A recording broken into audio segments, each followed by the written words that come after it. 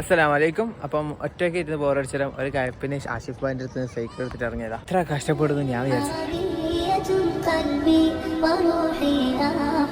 ഇപ്പോൾ നമ്മളൊരു 5 കിലോമീറ്റേഴ്സ് കഴിഞ്ഞ് ഇനി ഇവിടെ ഒരു ലേക്ക് ഉണ്ട്. ആ ലേക്കിൻ്റെ ഉള്ളിലേക്ക് കൂടി. സോ ഇതാണ് പുത്രജയ ലേക്ക്. ഇവിടുന്ന് ഇനി നേരെ പോയിക്കാൻ നമുക്ക് പുത്ര മോസ്കിലേക്ക് എത്താം. അവിടം വരെ ചവിട്ടി എത്തോ ഇല്ലയോ എന്നറിയില്ല. അവിടം വരെ എത്തോ അവിടം വരെ സൈക്കിൾ ഓടിച്ച് തളർന്ന് 9 കിലോമീറ്റേഴ്സ് കഴിഞ്ഞ് ഒരു അടിപൊളി ബ്രിഡ്ജ് കിട്ടിയിട്ടുണ്ട്. പേരൊന്നും അറിയില്ല. ഇനിയൊരു 3 കിലോമീറ്റേഴ്സും കൂടി പോകാണ്ട് പുത്രജയിലെ സെരി വവാസാൻ ബ്രിഡ്ജിലെത്തി. അങ്ങനെ നമ്മൾ പുത്ര സ്ക്വയറിൽ എത്താനായി. പുത്ര മോസ്കയുടെ അങ്ങനെ ഒരു 13 കിലോമീറ്റർ സൈക്കിൾ ചെയ്ത് പുത്ര മോസ്കിലെത്തി. ആ കാണുന്ന ബ്രിഡ്ജിലേക്ക് കൂടി നമ്മൾ വന്നത്. പിന്നെ ആ ബാക്കിലേക്ക് കാണുന്നതാണ് പ്രൈം മിനിസ്റ്റേഴ്സ് ഓഫീസ്. ഈ മോസ്കോ ഓപ്പൺ ആണോ ഇല്ലയോ എന്ന് പോയി നോക്കാം. പള്ളി ക്ലോസ്ഡ് ആണ് ഗൈസ്.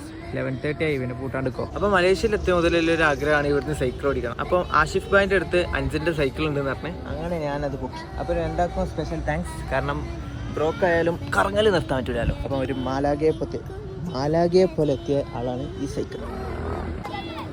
ഇവിടുത്തെ പ്രൈം മിനിസ്റ്റേഴ്സ് ഓഫീസാണ്. അതിൻ്റെ മുമ്പിൽ ഷട്ടിൽ കളിക്കുന്നത്. ഇവിടെ കുറേ ആൾക്കാർ ഫോട്ടോ എടുക്കുന്നത്. വാവ്.